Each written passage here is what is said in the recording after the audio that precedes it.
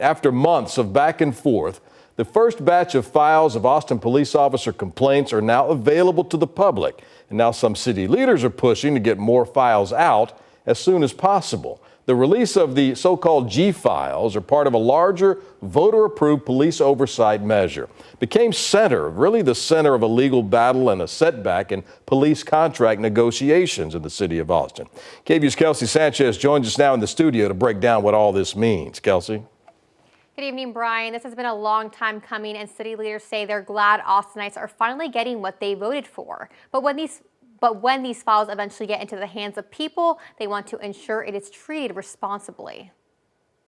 The release of the Austin Police G files is now a reality, and some city leaders are happy to see it. I'm glad to see that we are beginning to take the steps that voters asked for. The G files are personnel files of police officers accused of misconduct. As of Friday, only 11 documents are available and date back to 2020. City leaders are calling for more resources to get more documents prepared and released. Councilmember Ryan Alter noted some of the files aren't digitized and there's at least one request containing tens, if not hundreds of thousands of documents. I think it's going to help us get more information about how various either incidents or just behavior at the department has been going or has occurred in the past. But as the city works to complete requests, some council members hope the files are treated with care. We just have to make sure of is whatever information is in there, that we continue to ask questions. And give Austinites the transparency they've been asking for. I don't think we get past a lack of trust between the department and folks, who call Austin home without, a light shining on, these mystery G file documents.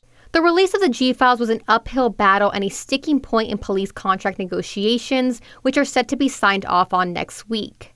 Other aspects fall under the fiscal impact of the more than $200 million deal that would expand the city's record high budget. I think we owe it to our voters on making sure that we take careful consideration when voting on this police contract.